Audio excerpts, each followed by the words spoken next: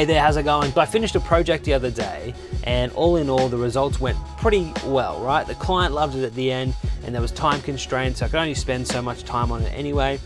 But I could not shake this feeling that I could have done it better, and I got really stuck in my head trying to critique my work. Critique is an important part of any job or skill, but it really got me thinking the other day, what's the difference between healthy critique and unhealthy critique? I realized I was beating myself up for doing a good job, and that my critique was unhealthy. So I reached out to some of my friends who also work in creative industries, actors, photographers, graphic designers, and I said, hey, I need some tips on what healthy critique looks like. So I've taken all their ideas and some of my own and compiled them into a list of 3 tips for you to help you learn how to healthily critique your creative work.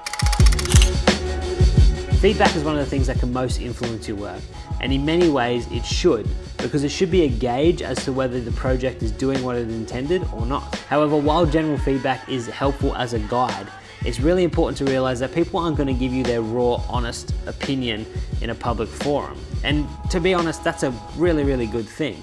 But it's important to have somebody in your life close to you that you trust, that you can send your work to and say, hey, I would love your honest feedback. The person in my life that does that for me is Abby, my wife. I'll be working away on a project and I'll ask her to come over and have a look at it, and I'd usually say something like, this is the brief and this is what it looks like so far. Would you be able to give me some feedback? Of course I could, my beautiful, handsome husband. At this stage, I should point out that Abby is not a videographer. She's very creative in her own way, and I value her opinion because of that. But she's able to come in as a consumer of the project and really offer feedback and give me a different perspective. After she's finished analyzing the project, she usually says something like, yeah, great job, babe. I think I'd change this and move that clip that way just a little bit. Maybe adjust the color grade on the section. Doesn't seem to match up with the rest of the shots. Are you really going to use that shot there? And maybe you should add some special effects and explosions in there as well for extra effect. Her feedback is generally really helpful and gives me the opportunity to see it from her perspective and reassess the project. So tip number 1, seek honest and trustworthy feedback. Have you ever heard the saying, in someone else's shoes? Hello. Hey mate, yeah. No, I was just wondering when you were planning on shooting that critique video that you were talking about doing. I'm in the middle of it right now, like I'm in the middle of filming one of the sections right now. Right, yes, sorry. You know, I'm just calling because I never got sent the script, and I'm just trying to figure out if we were still doing it together or...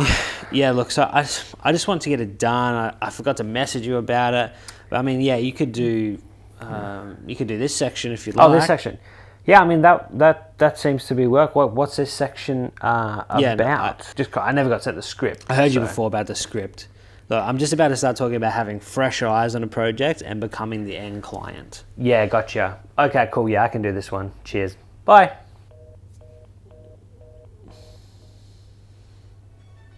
Have you ever heard the saying, in someone else's shoes?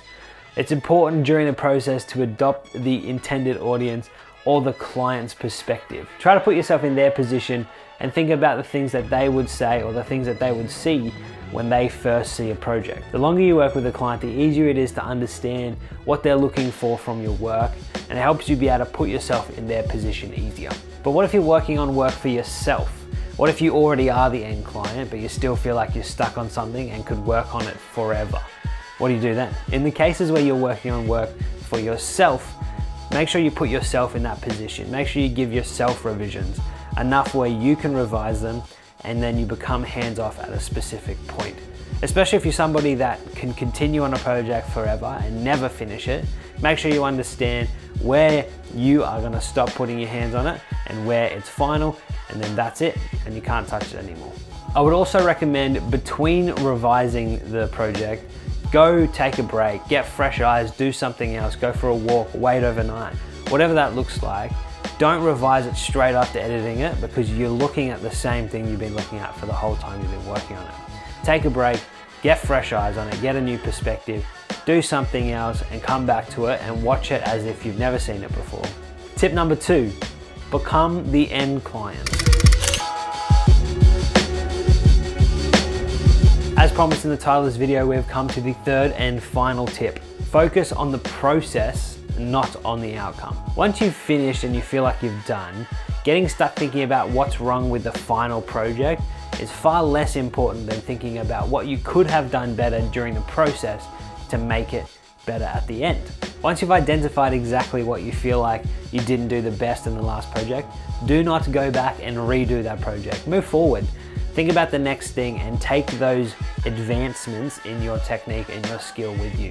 Whatever you learnt from the last project, take it forward into the next project. Don't go backwards and try and redo it. This gives you the opportunity to then look at the next project and look back at the last one and realize I wanted to learn this and I did learn this, and now I can learn something else and continuously improve on your work rather than trying to repeat the same project and just nail it. Tip number 3, focus on the process, not on the outcome. Thanks for watching. If you know any other creative people that might benefit from these tips, please feel free to share this video. And if you have any tips of your own that can help us healthily critique our work, leave them in the comments below. And I'll see you next time. Thanks for watching. This is a note for me while I'm editing. Stop writing word for word scripts when you're trying to make a video, because I want to say generally that, I don't want to say exactly that. Now I have to. Anyway, here we go.